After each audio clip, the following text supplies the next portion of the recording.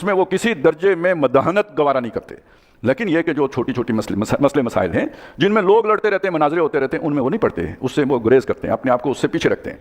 ایک اور وصف بہت اعلیٰ، اب یہ تھوڑا سا تضاد بھی آپ کو نظر آئے گا، میں وہ آپ کو نمایاں کروں گا تاکہ آپ کو سمجھ آئے کہ اللہ تعالیٰ کیسی شخصیات پیدا کرنا چاہتا ہے۔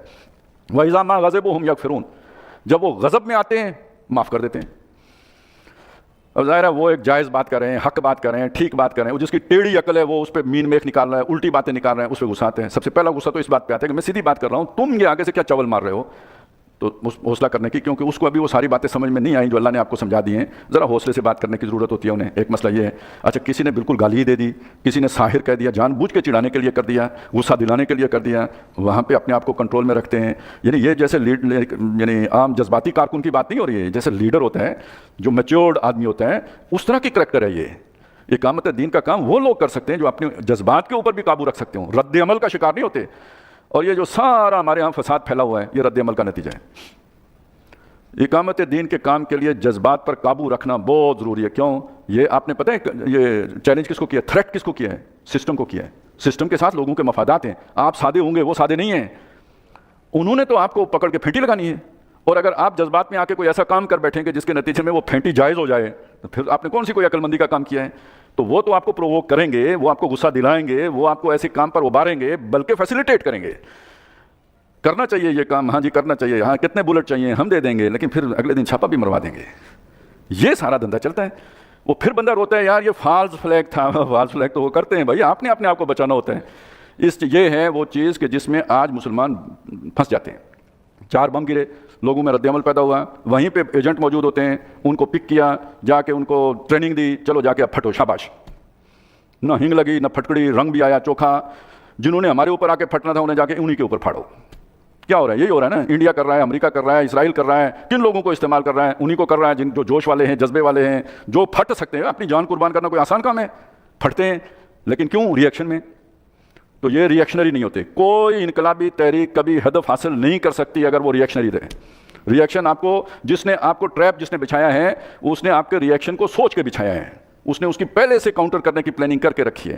وہ جو ہی اڑنے نہ پائے تھے کہ گرفتار ہم ہوئے، اگلے نے پورے بات سوچ کے رکھی ہوتی ہے؟ نہیں، یہ اپنے گراؤنڈ کا انتخاب خود کرتے ہیں، رک کے رہتے ہیں، جوش آتا ہے صبر کرتے ہیں، غصہ آتا ہے ٹھنڈے رہتے ہیں۔ حضرت عمر کو غصہ نہیں آتا ہوگا جب حضرت بلال کو گھسیٹا جاتا ہوگا وہاں پہ، جب خباب بن الارت کو دیکھتے انگاروں پہ لٹایا گیا ہوگا، سارے صحابہ کو غصہ نہیں آیا ہوگا؟ آپ کیا سمجھتے ہیں آپ ان سے زیادہ غیرت مند ہیں کہ آپ کو فلسطینیوں کے مسئلے پہ بہت غصہ آ جائے اور صحابہ کو غصہ نہیں آتا ہوگا حضرت سمیہ شہید کی جائیں، ابو جہل کے ہاتھوں؟ آتا تھا۔ یہ محمد رسول اللہ صلی اللہ علیہ وسلم جنہوں نے حکم دیا تھا ہاتھ بھی نہیں اٹھانا، کفو ایدیکم، ہاتھ باندھ کے رکھنا ہے، کیونکہ یہ تو ٹریپ کر رہے ہیں۔ جب طاقت ہوگی تو دیکھیں گے، اور جب آئی تو دیکھا نا پھر بدر میں۔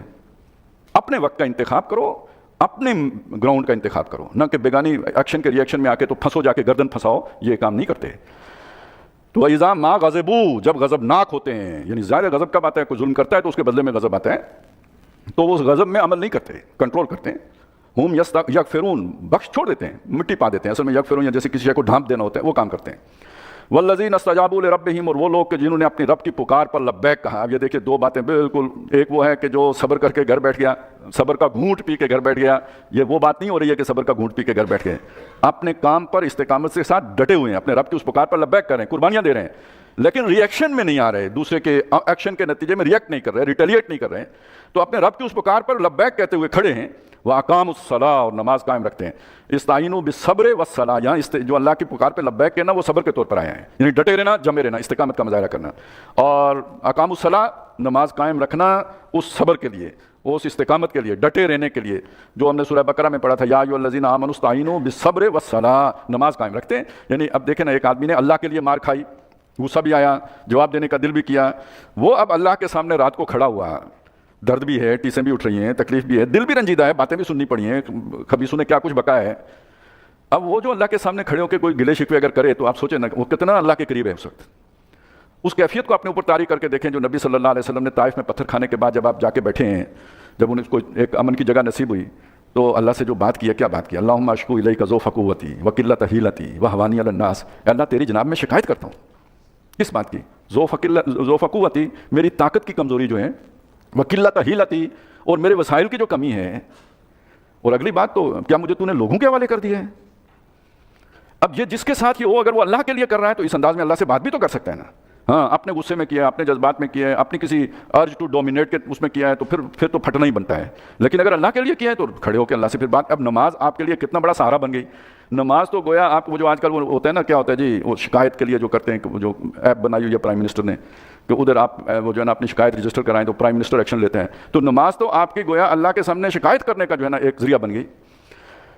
وَأَمْرُهُمْ شُورَىٰ بَيْنَهُمْ، اور ان کے فیصلے باہمی مشاورت سے ہوتے ہیں. ایک آدمی اپنی مرضی سے فیصلے نہیں کر لیتا. جو بھی ایشو ہے سامنے آتا ہے، لوگ اپنے درمیان فیصلے کرتے ہیں. اچھا ویسے یہ جملہ جو ہے نا، یہ ایک ٹکڑا جو ہے، یہ اس سے زیادہ معنی کا حامل ہے.